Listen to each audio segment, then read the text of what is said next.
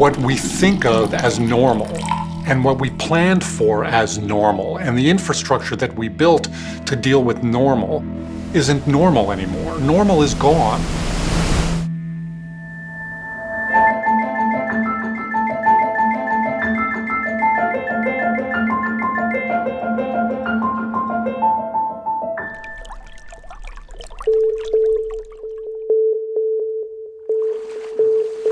New water restrictions have been imposed in Cape Town, South Africa.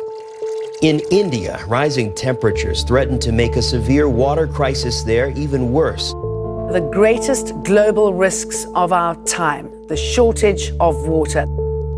By 2050, the United Nations says more than 5 billion people could be facing water shortages across the globe. Normal is gone because populations around the world have grown so large. Normal is gone because humans are now changing the climate, and we're in a completely new set of conditions and environments and extreme events. You can look at water problems and easily work yourself into a panic. We're talking about 95% of the population is actually living today in a country that has less water than it did 20 years ago. Take the nation of Namibia in the southwest corner of Africa. It's named for the Namib Desert, which is one of the oldest deserts on Earth. So this may seem like a weird place to come looking for the future of water. There are no running rivers within Namibia. They're only on our borders. So we're always in a state of uncertainty with our water supply. So this is probably the worst place to have a major city built on. And yet Namibia's capital, Windhoek, isn't dying of thirst. Windhoek found a radical source of water that's abundant and available to a city of any size, no matter how dry. Here, you'll find a facility with a unique mission. There was just simply not enough water from the sources around Windhoek. They looked at what do we have? We have a lot of wastewater. Water reclamation. We basically drink our wastewater, our shitty water, sorry to say, but yeah. While many cities usually just clean up sewage and then dump it into a river, Windhoek takes that treated water and sends it into their water recycling plant. There's a system of tanks and pipes where any leftover solid matter gets filtered out, microorganisms are killed off, and even antibiotics and hormones get broken down.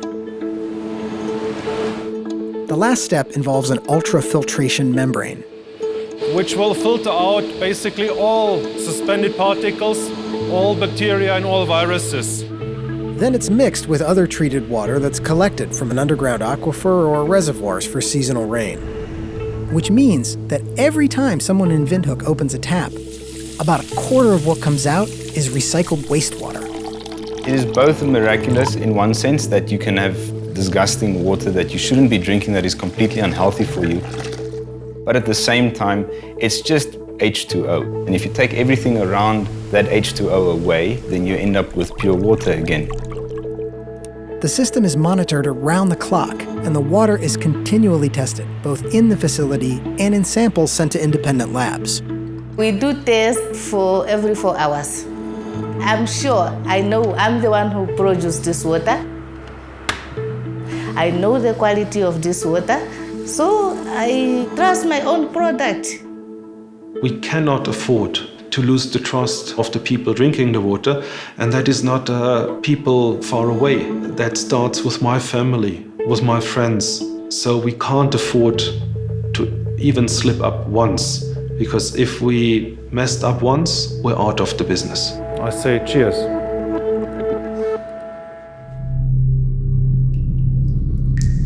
Building that trust means contending with an understandable aversion to dirty water. When a cholera epidemic broke out in London's Soho neighborhood in 1854, British scientist John Snow paved the way for the modern field of epidemiology by tracing the outbreak to a tainted well. So it's not surprising that the dangers of mixing drinking water and wastewater are feared. There's thousands of years of history packed into that resistance, and that has served us well. But we need to add this idea that water can be cleaned. You can use it, it's dirty, clean it up, use it again. And this technology isn't something newfangled that people living in Windhoek recently had to accept. Namibians have been drinking recycled water for the past half-century. Windhoek took this giant leap forward because in the 1950s, they nearly ran out of water and had to ration it. Those people, have they grown horns or are they funny looking, Are they still normal? There are no health outbreaks, no epidemics or something that happened as a result of our reuse directly. There's nothing. In the end, it came down to the point, it's this or nothing. So it was a matter of survival. Since the plant was first opened, Windhoek has faced more droughts, and that's led to more demand that even more water be recycled.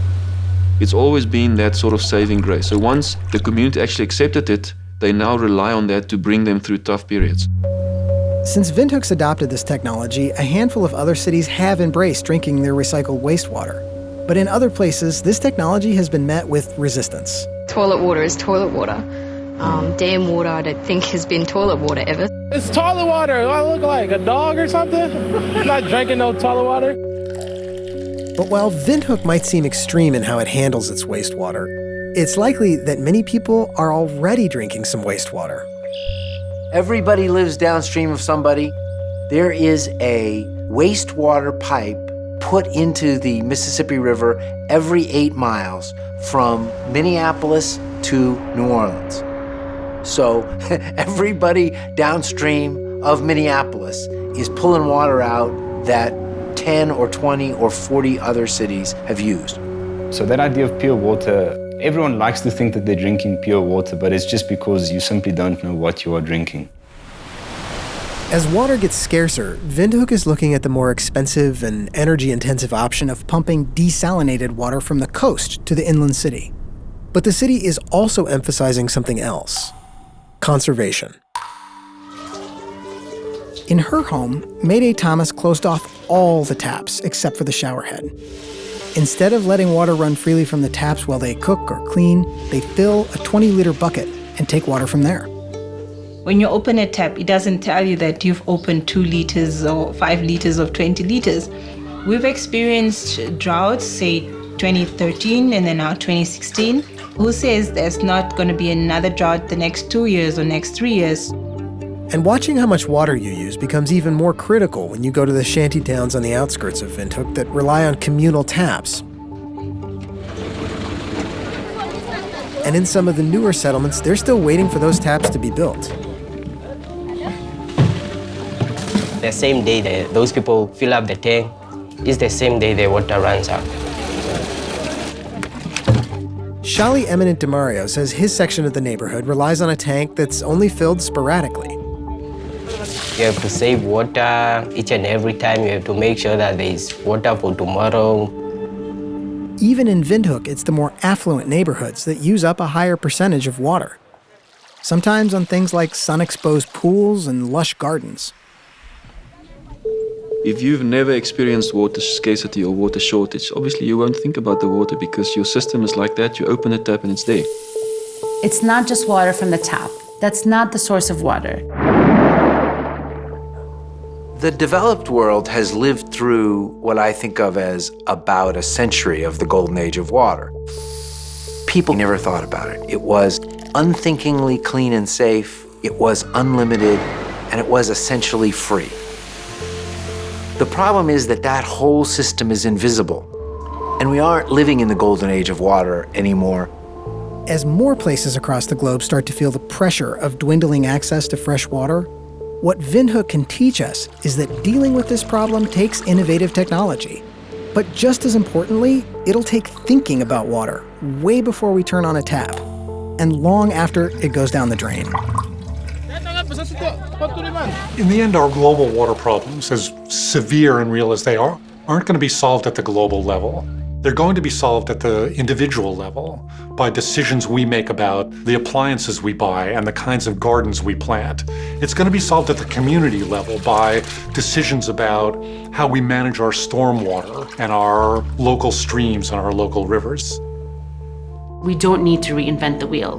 Many other cities and countries have gone through this. The future has arrived in some of them, and we can learn from their future for our future.